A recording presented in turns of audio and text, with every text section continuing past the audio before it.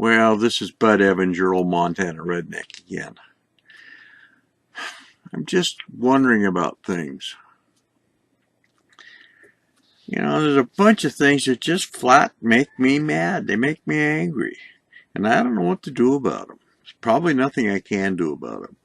One thing is football teams that won't honor the flag during the playing of the national anthem and things like that, or the Pledge of Allegiance.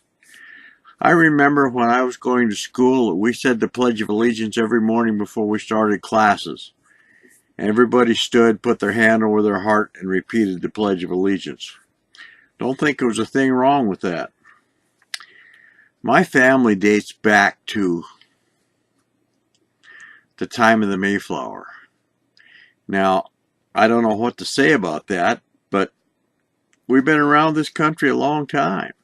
We've seen a lot of things happen. We've seen the country go from British rule to genuine, unadulterated freedom back to the socialism and the things like that that we have today. And I'm not sure that that's what was intended for the Promised Land. I believe that this is the Promised Land and that our Heavenly Father designated it as such many, many centuries ago. I honestly believe He might be angry at the moment. Look at the earthquakes we've had, the hurricanes, the tropical storms, the wildfires. There was over 1 million acres on fire in Montana at one time this year. And then we had 3 hurricanes hitting the coastal areas. We had an earthquake in Mexico and the southern United States. We've got tropical storms in the Pacific literally destroying islands. And they tell me there's more to come.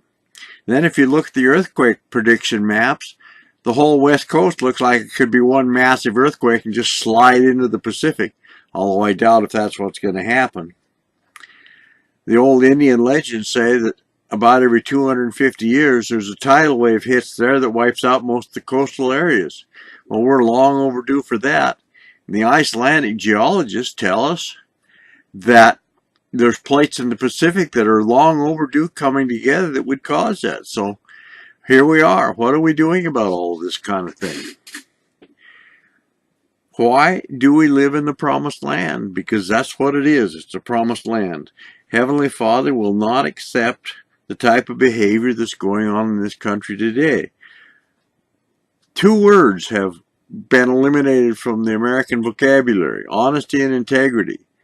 And we have so much going on that has no relationship to those 2 things. We have so many things going on behind the scenes and people trying to control the rest of us and think they deserve the right to control us, that we just are an unrighteous people at the moment. The behavior of the people needs to change. Yeah, you wonder, where am I talking about? Well, I'm a member of the Church of Jesus Christ of Latter-day Saints, and I'm talking about the Book of Mormon. Read it. If you don't believe it, fine. Read the Old Testament. Read the New Testament. You'll find the same things all the time. Indian history has it that we have these kind of tidal waves every so often, and that the tribes need to be righteous to avoid that. So what can we do? Well, we can live a life that's based on honesty and integrity. That's not so hard to do, and it's actually kind of fun. We can help others do something that would be valuable to our neighbors. Apply the ARC principle, acts of random kindness. Do that and things like that. I believe that if we do some of these things, that the world will be a much better place to live.